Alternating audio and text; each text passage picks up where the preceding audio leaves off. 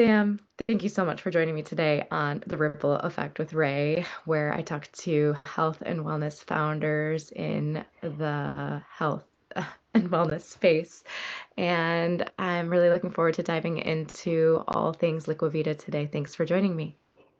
Thank you. The ripple effect with Rachel. Come on, let's go. I'm excited. Let's go. Amazing, Sam. Well, so tell me a little bit more about your story, your why, and how did you get started with Liquivida? So we'll start off with the why, right? So the why is really what my mission is. And what my mission is to get people to feel youthful, energetic, and in control of their health. So how do we do that? And that's really through the different functional medicine and biohacking services and modalities that my company Liquivida offers. And the first few steps of my why is really when we talk about someone taking control of their health, is understanding some of the day-to-day habits, part of their lifestyle that they need to maybe just tweak a little bit for them to have that ultimate healthy trajectory of health for their life. Absolutely. Well, and I think it's such an important topic that you bring up is this trend, or you could say people taking charge of their health. I think more so recently, we have come to this realization that it's up to us to be our own best advocate for our own health and well-being, right? And so, what would you say as far as Liquivida goes? What does it encourage people to do? How does it really empower people to kind of explore maybe even different options that they maybe didn't know or have available to them? So Rachel, you said it correctly. It really comes down to people taking control of their own health, right? We've been in this medical system, in this governing system here in the U.S., where we're so dependent on other leading governing bodies to tell us what is living healthy, right? And I get it. We should have some of these different layers to protect us as consumers. That's why we have the FDA. That's why we have the FTC. That's why we have all of these other three-lettered word agencies that are out there.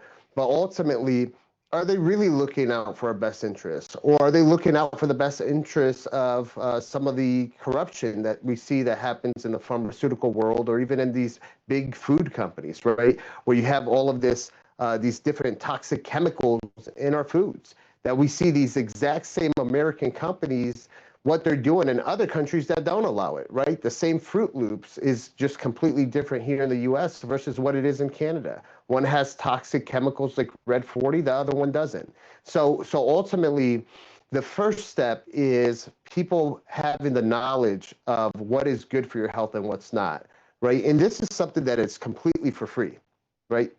Being educated on the things that are good for your health. So as long as you at least have that educated and are aware of things that can potentially harm you, not instantaneously, but over a long-term period of time being exposed to some of these chemicals, then ultimately at that point, it's really to the individual. And I'll give you an example of it, Rachel. It's like, we worked very hard. If you go back about 30, 40 years ago, you would see people smoking cigarettes everywhere. You go inside of someone's car, it had an actual ashtray, right? With a cigarette lighter that you would push in, pull it out, and light your cigarette. Fast forward to today, we all know that cigarettes are very harmful, cause cancer, and they're still sold at the grocery stores and sold at the convenience store, at the gas stations. But ultimately now it's so well known that cigarettes are not healthy, that they can potentially cause very harmful illnesses down the line. And if you are going to smoke, this is something that you did through your own free will, knowing that it's going to harm you. Same thing with alcohol, right? There's plenty of awareness knowing that this is not good for you. So I think part of it is us being able to bring that awareness and that knowledge to the masses of what's good and what's bad with a lot of these other foods and things that we get exposed to through the environment. Absolutely. And exactly. I think there's this higher sense of awareness, at least. We'd hope that people are adopting and adapting to. And I think coming from a space of, okay, I know this is good for me. I know this is bad for me. I can make a choice from that space. So with what you're doing, what you're growing, what would you say is a huge goal of Liquivida? What would you say is maybe even your mission right now? The biggest mission is changing the course of medicine, where my goal is to really get medical providers that come from the allopathic traditional medicine realm and get them to understand that there is a bit of a different way to practice medicine where it's not just pharmaceutical driven, right? The pharmaceutical driven treatment methodology is a for-profit only type of modality, right? And when you start looking at something that's just for profit where the profits are gained from someone continuing to be sick, that's a problem, right? So there's certain things that when we talk about changing the course of medicine, for your traditional medicine providers to really start thinking of a few other things that can benefit the patient's health and creating that awareness and educating them are basic lifestyle habits, right? Are they moving their body? Consistent movement, exercise is extremely important. You know, there's a doctor that I see on social media all the time, older guy, he just hit 100 years of age, and he specifically says this. He says, show me someone who drinks, smokes, and exercise, and I'll show you the person who doesn't drink or smoke and doesn't exercise. The person who actually drinks, smokes, and exercise is going to outlive the person who doesn't exercise, regardless of the other habits that they're doing. So exercising, when it comes to longevity and health span, has tremendous benefit, and it's statistically proven. You know, so for us, it's really getting people to understand, or should I say medical providers to understand, to be able to communicate some of this information to the patients, right? Move their body, how I said, number one. Number two, making sure people are getting good sleep. That's where your body recovers. Prepare your body to sleep, meaning don't eat 2 to 3 hours before going to sleep. You know, that's very important because you don't want your body to focus on digesting the food when you should be going into this deep sleep for in your REM cycle, right? So ultimately, prepare your body to go to sleep, right? Reduce blue light exposure, get good rest, allow your body to recover. This is the part of the process where your body is also healing a lot of its cells within your body. And then the other portion is nutrition. You know, I'll tell you, going to my general practitioners growing up, the family doctor, not once did they ever talk about nutrition. So understanding what you're fueling your body with and how food is truly the medicine for your body. Your body has the capability of healing itself as long as you're giving it the true raw ingredients that your body needs. That raw material, that raw ingredient that your body needs to function, there's at least 35 essential nutrients that your body needs, which are vitamins, minerals, and amino acids for your body to even function. So you know, and this is part of the process of us educating not just the medical providers, but also the potential consumers that want to be healthy, for them to understand, like, how do you even understand if your body needs certain supplementation? You know, so part of that is doing frequent blood work, you know, once or twice a year, looking at not just your typical levels that you're seeing at your general practitioner, but doing more of a thorough blood analysis, looking at micronutrient deficiencies, hormone imbalances, looking at environmental toxins that you can get exposed to environment or foods, right? These are things that can really cause severe harm to your health. It can cause severe neurological disorders if not addressed appropriately, to remove a lot of these toxins by enhancing the detox pathways. So doing that type of comprehensive diagnostic is important for you to understand the steps to take to really take control of your health. Absolutely. Well, I think you touched on a lot of really interesting topics there, just as far as things that are not typically done in a medical setting, but that that are actually really important to know about your body and how it's actually functioning, breaking things down.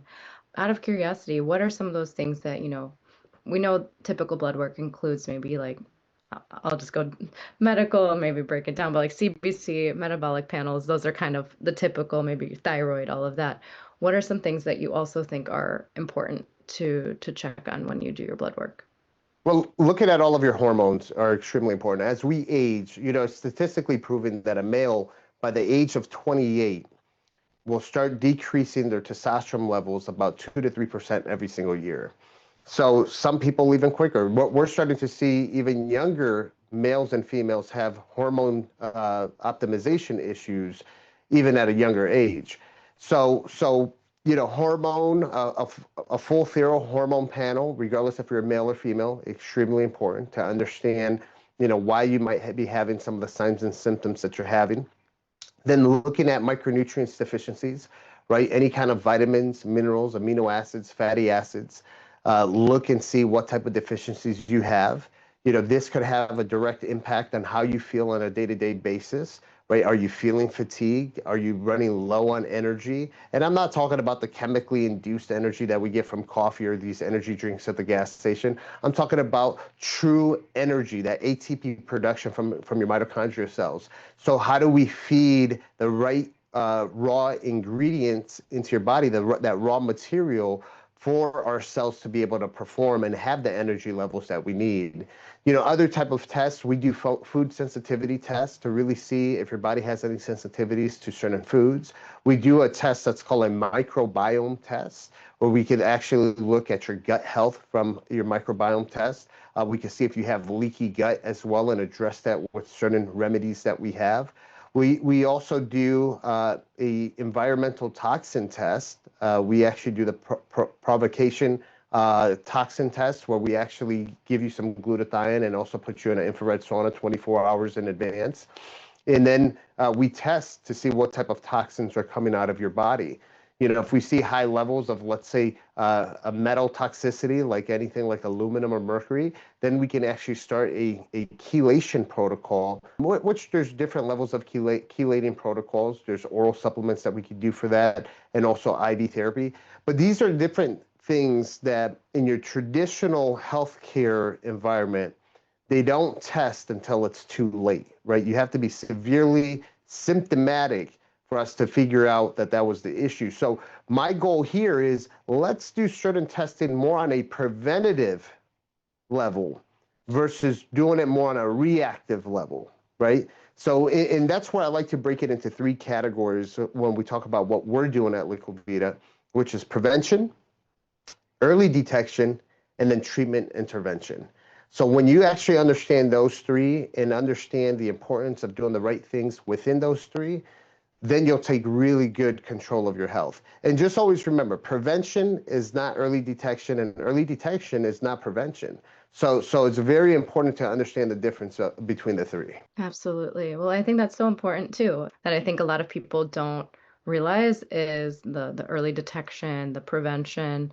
We all know about like preventive care, right? You go once a year, you get your physical, all is fine, you're sent on your merry way. But I think this idea of like early detection, testing, and probably like consistent monitoring is so important before it's essentially too late, right? And so I think you mentioned there's a few pillars. The pillars that you follow kind of fall right in line with that. And then, it sounds like you've been in this business for some time now. And there's been quite a lot of probably learning experiences that have come along the way. What would you say were some of those early learnings or challenges, if you will, and what would you say has been working really well for you now? Well, I would say being part of this for almost 2 decades, the hardest part is you're against some bigger bodies that are out there that you're putting a potential threat to their business, right? When you're looking at the big pharma, I call it the big pharma mafia, right? They don't necessarily gain from their patients being well and cured, per se. So, you're always going to get a lot of backlash from the traditional medicine guys. They're always going to want to know where the science, where the research is at. And, unfortunately, there isn't too much science on a lot of the stuff we do here in the US, but in many other nations around the world, they've put a lot of time and energy and effort and have gotten many type of services that we offer published in the journals, and they have a lot of research behind it. So, one of the things that I tell people and any medical providers here in the United States is don't just look at what's available here. Look at a lot of the studies that are happening in many of these other countries around the world. You'll be surprised with some of the advances that you're seeing out of some of these European countries, specifically Switzerland and Germany. I mean, they're really, really ahead of the game when it comes to a lot of the preventative health, or even some of the treatment modalities when it comes to any kind of metabolic disease like cancer. There's tests out there. We do a test that we send out to Greece. It's called the RGCC test. So the RGCC test has the capability through blood, right, to detect cancer at stage 0. Now, Rachel, how many people have you known in your lifetime or have known someone who knows someone that they get diagnosed with cancer and then the next response is, oh, it's stage 3 or stage 4? Happens all the time, right? So ultimately, my question when that happens is, well, what the heck happened at stage 1 and what the heck happened at stage 2? How are we at stage 3 or stage 4? So the reason why is that disease hides very, very well within the body. So the only way to figure out if you have that disease developing is by doing early detection, right? The different diagnostics that are out there. So when we talk about this blood work, which is the liquid biopsy done by RGCC, it has the ability to actually see if you have any of these floating tumor cells that whenever you have a tumor in your body, it throws off these little tiny tumor cells. So it has the ability to detect it well in advance versus you having to do some kind of imaging, like let's say a full body MRI, where then it picks up the mass. At that point, yeah, you're already past that stage 1, stage 2, stage 3 a lot of the times. So there's so much more out there. There's a lot of other technologies where we can catch things very early. We can catch things so early where we can actually do certain natural adjustments to your lifestyle that could actually put that cancer into remission. So these are the things that I want a lot of medical providers and then the people themselves, right? Because if we know ourselves, we can hold our own doctors accountable with the different technologies we've been exposed to. Absolutely. And I think that's such a I'm almost speechless as far as like I can say this is important. This is everyone needs to hear this, all of these things is like I think so much of this information is just we just don't know, right? Or we don't know it's out there or we're maybe looking for it, searching for it, but here it is essentially. So it's just I want to scream it from the mountaintops, scream it from the rooftops that hey, like there are tests that you can do that will help you early detect a lot of things, whether it be cancer or whatever other hormones, like anything else, right? And so I think there's such a, how do you address, I guess, skepticism when it comes to all of this, right? Because it's like, if we knew that there was a way to early detect something, why isn't everyone doing it? So Right. say a little bit about that. Well, people have to be able to actually take the lead and control of their own health, right? You can't wait for someone else to actually hold your hand and say, hey, come get scanned, right? Like and I interviewed the founder on my podcast, Andrew Lacey. He's the founder of a company called Prenuvo, where they do the full body MRIs on a preventative level, where people can come once every couple of years and you get your full body scanned with the MRI technology, right? It's the MRI that they do. It doesn't give off any radiation. It's a non-radiation MRI, and they'll scan all the way from your brain to your toes, right? And they'll see if you have any kind of issues internally, any kind of growth that's happening. It can detect a variety of different diseases, a variety of different cancers that are out there. Now, one of the big things is like, and he mentioned this when I talked to him on the podcast. It's like, Sam, do you understand how many people I come across that love what we're doing? And they says, well, I just got to make the time. I got to find time on the calendar. A year goes by. They're still got to make the time. It's like, don't talk about it. The iconic shoe brand company says it very well. Just do it, right? If you just keep on waiting to do it, regardless if you think it's a good idea, that getting scanned early is going to potentially catch things early where you can optimize your levels to where they need to be. If you already know this, really the negligence is upon yourself. No different than what we were talking about earlier. We know cigarettes are bad. If you keep on smoking them, sorry, that's on you. I don't care about any other movement. We don't need to make America healthy again to know that cigarettes are bad, right? So what we're doing to make America healthy again movement is to educate and bring the knowledge to people. But at the point in time that we bring that to the masses and people know what's healthy and what's not healthy and what you should do, if you don't do it, that's on you. Absolutely. I mean, yeah, that's well said. And what would you say as far as where you're headed, where Liquivida is heading? What's the dream? What's the goal? Tell me about that. Well, the dream is really to bring health and wellness and a lot of these preventative measures to the masses. And when we say bringing it to the masses, that means bringing it to a very diverse group of people culturally. Historically, it's been known, biohacking has been really been known more for, it's been white male driven.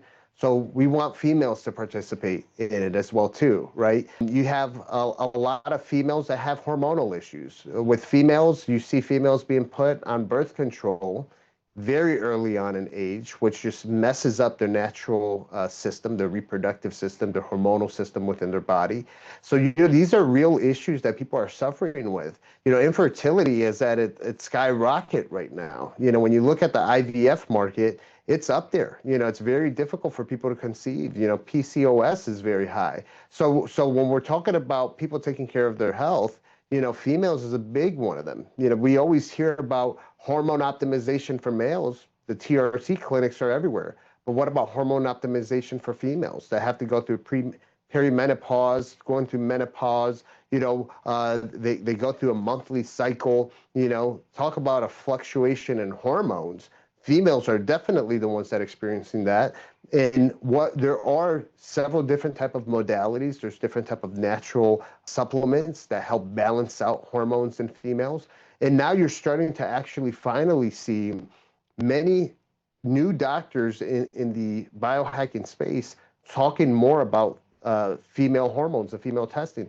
It was actually brought up, Rachel, that you see all of these clinical studies and all of these FDA-approved drugs for hormone optimization for males, but historically there just hasn't been any for females. So why is that? Why hasn't there been an investment in optimizing hormones for females? So when we're talking about bringing this to the masses, bringing it to females, bringing it to the minority communities, the Black and brown community, which have high rates for hypertension, cardiovascular disease, and taking a few of these great steps for people to take control of their health can really bring those numbers down and allow people within these other different geographical locations, these different demographics, to really take control of their health. Amazing, Sam. Well, thank you so much for sharing all that you have. I feel like I learned so much. I hope that our listeners and our viewers take something away from today's conversation. Thanks for being a part of the Ripple Effect with Ray today. Absolutely. I appreciate it. Thank you. And let's just keep it going. Bring health and wellness to the masses. 1000%. Thanks again. I am trying to stop the video.